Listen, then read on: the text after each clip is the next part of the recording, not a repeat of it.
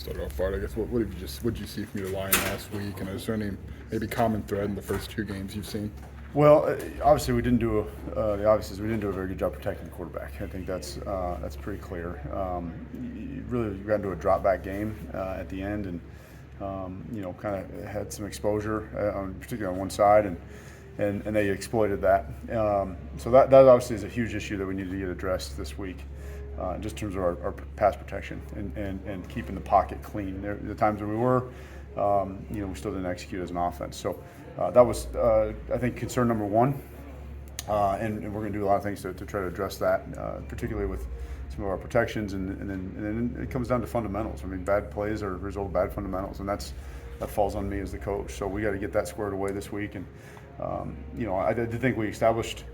Maybe unlike Toledo, we had some good inside run game going. It just got out of hand, and so the game plan somewhat changed. We're down 31-7, and so that was, I think, a lone bright spot. Maybe is some of the things that we struggled with maybe against Toledo.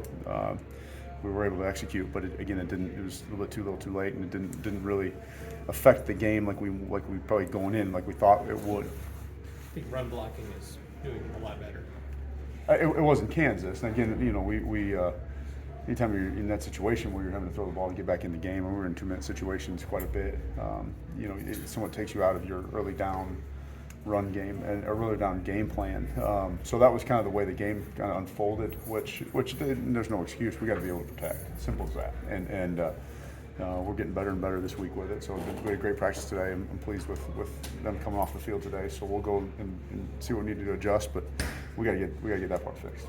Zach looked like he's gone through some difficulties playing on the outside. Did you see that coming in practice leading up to the game? Not necessarily into the game. I think, when he started fall camp, I was really pleased with kind of where he was, especially since he didn't have a spring. And then, had a couple things that banged him up in camp, so in and out of practices and stuff like that. So really never got a full week in developing some of that fundamental work. And again, it's all footwork. And as the game goes on, and we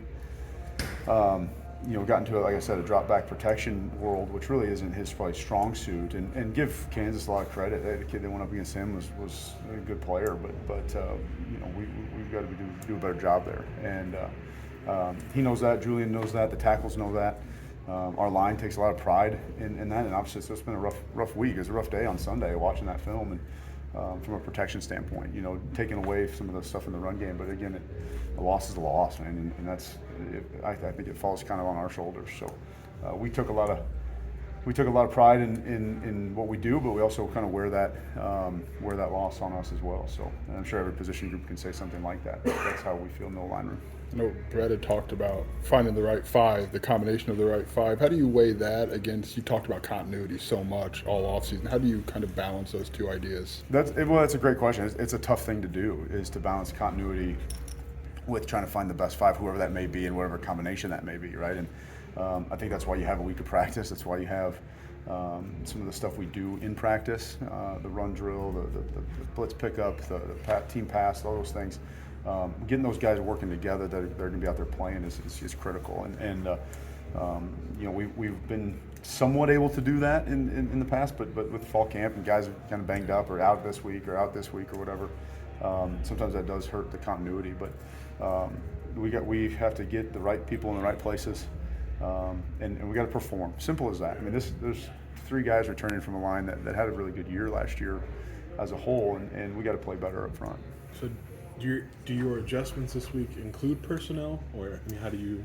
I think you look at certain things and see, especially if a guy's not healthy. I think you look to find your best fit. But we've kind of looked at a variety of different situations. So personnel, game plan, what we can do to protect some of those guys, and then staying efficient and staying on the field. We got to give our defense a break and stay on the field and extend drives. And you look at the first 4 drives of the game, and we came up with nothing. Game was kind of lopsided before we even got a chance to really get into the end zone. That's on us as an offense. So it's all encompassing. It's not just one position. It's not just one guy. It's not it just so happens that I think you look at the game and the general public and things, and they target one individual, and it's really a wide breadth of things that we have to fix as a program. Anything stand out to you about short yardage situations, especially third and fourth and short?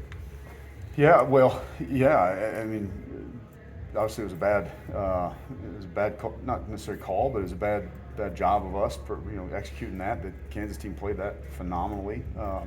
They see that a lot in practice, and it was really a situation where we kind of got into that play has been very successful for us. The sneak and things like that, and Kansas played that really well. So we got to go back and, as a staff, and look at our short yardage plan. And again, as a line coach, that I take a lot of accountability towards that, and we have to be better. We have better plans going in. Not to give away the game plan or anything, but is analyzing gap plays versus the zone, is that part of the process that you're looking at too when you look at the film? Yeah, we look at a variety of our concepts, and we are an inside zone and gap scheme team, and I thought the counter was working pretty well the other night. But again, you get into a situation where those aren't the plays that you need chunk yardage plays. You need points on the board and to stay in the game. And so it does change the way I think we approach that. And when we get to a 2-minute situation, before half, obviously we march down and put it in. And so I think there's some weighing of that, right? What's our strengths? What can we continue to do? And what fits our offense the best and our personnel the best? How much does the O-line play inform Coach Lundy in play calling?